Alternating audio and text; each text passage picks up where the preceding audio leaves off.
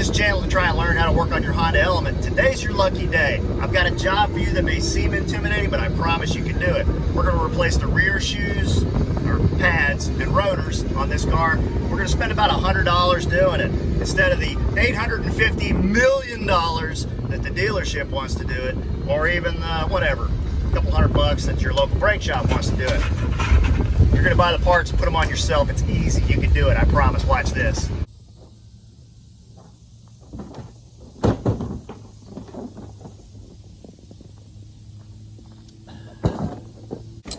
Have I ever shown you the bucket method? Did I show you guys that? This is a 14 millimeter socket and ratchet, 12 millimeter socket and ratchet, small screwdriver. This is not necessary, but it is a specialty tool that I have. It is a brake caliper compressor. Goes in the bucket. My 4-in-1 doesn't fit in the bucket. I've already done the passenger side. It was horrible. Now, once they're loose, let's jack the car up. Jacking my car up. Put the jack under here. Get everything up off the ground.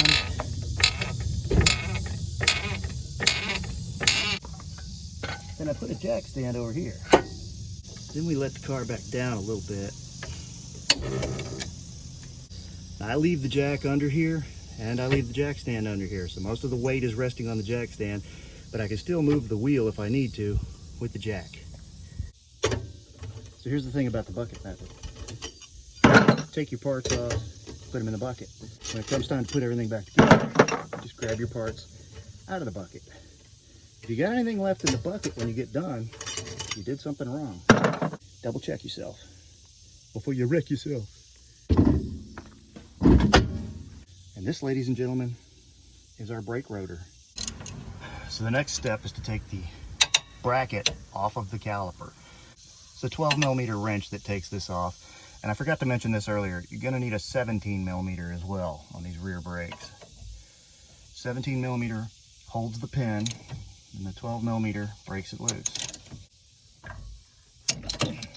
Broke.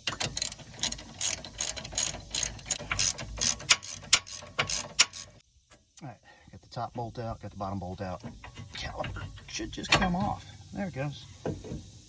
I'm gonna set this back here because I don't want it hanging from the hose. Now, let's get a look at these shoes. Here's our brake shoes. That one actually doesn't look bad, and neither does that one. To be honest with you, they're about 2 years old. I put them on right after I bought the car. So why am I changing them if they look so good? Well, because this was the good one on the passenger side, and it's barely got anything left on it. That caliper was locking up, and the rotor was ground down really badly. And since I did the passenger side, I might as well go ahead and do the driver's side. That way I know all my brakes are in good shape. So once you've got everything to this point, it's now time to take off the bracket by grabbing these two 14 millimeter bolts.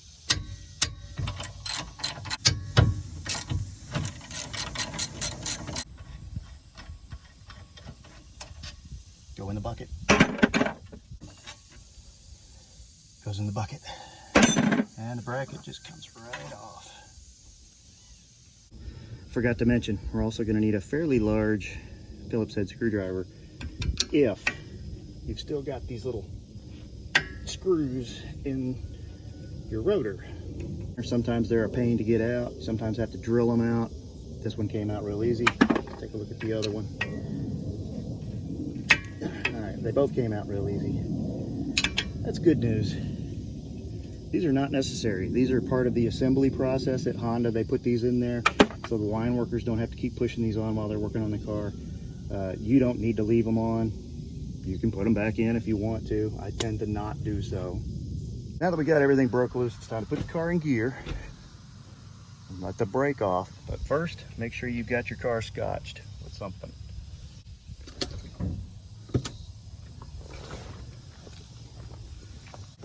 Now the reason you have to make sure the car is scotched and something's bracing the front wheels is because up until now, the rear parking brake on that other tire is what's been holding the car in place. Now the brakes aren't on, you notice. And the rotor, after those two screws come out, should just come right off.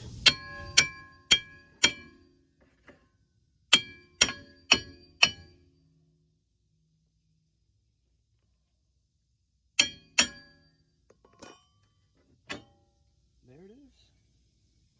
A lot of dust inside there. Yuck. This rotor is not the worst looking rotor I've ever seen, but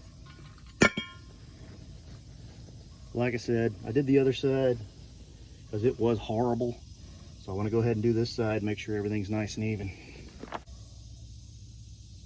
So this is the power stop kit I got. There's our brand new rotor. Ain't it pretty? So this countersunk hole and that countersunk hole line up with your threaded holes in your spindle. There's a reason that we want that to line back up, even if we're not reusing the bolts that held them in. Make sure that's all the way on, by the way. Now, the reason we want that to line up is because this hole here is a port for adjusting your parking brake, and you want that to line back up. Speaking of which, let's grab our little screwdriver and fish this rubber plug out of the old rotor, because the new rotor doesn't come with one. There's that. Let's put that back in. Just like any grommet, you just kind of work in the edge with your screwdriver until it pops in. There it is. The next thing I want to do is get this spring out of here.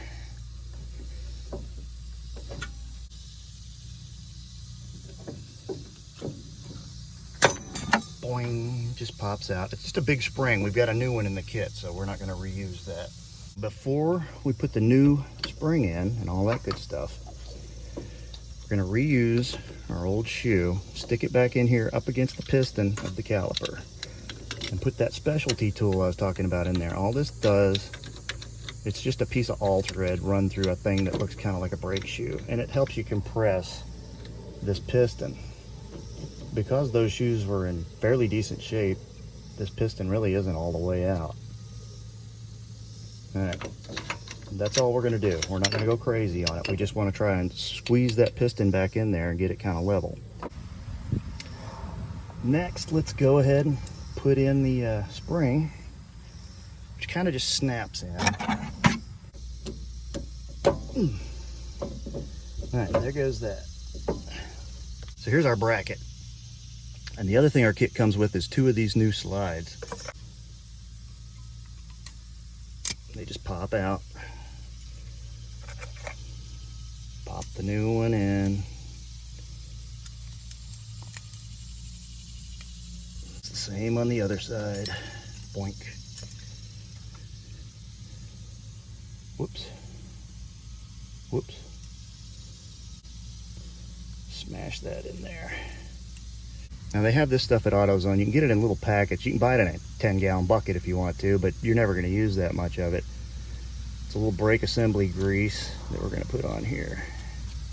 This keeps everything sliding around, keeps it from binding up, especially on your kind of break-in period.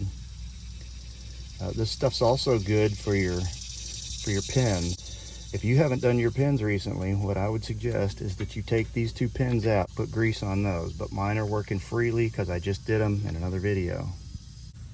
All right, grab your bracket like this, grab your bolt like this, and let's go to town. All right, got that one started. Get this one started. I'm just running these bolts in hand tight for now.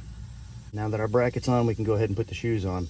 The shoe with the tail sticking out, that goes on the back side. That's called a wear indicator, and what it's designed to do is rub up against the disc when it gets down to a certain level, and it'll squeak, and that squeaking noise is supposed to tell you, hey dummy, it's time to change your brakes.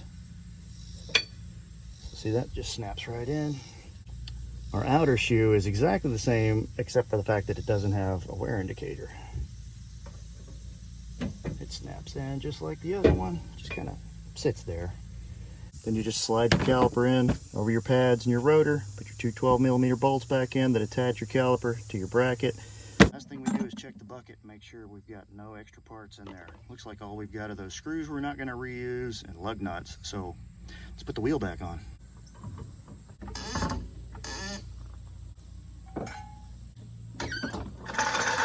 It's really pretty amazing how much difference you can get in wear between one side of the car and the other. So the only thing left to do at this point is to pump the brake a few times, take the car for a test drive, see how it does. When you first hit the brakes after doing this, because that caliper has been compressed, it's going to feel like you don't have any brakes. Don't panic. Pump it a couple times. It'll come back.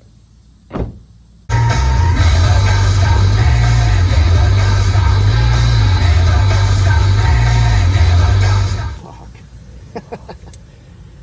Oh boy. I'm laughing because I put the bracket on upside down.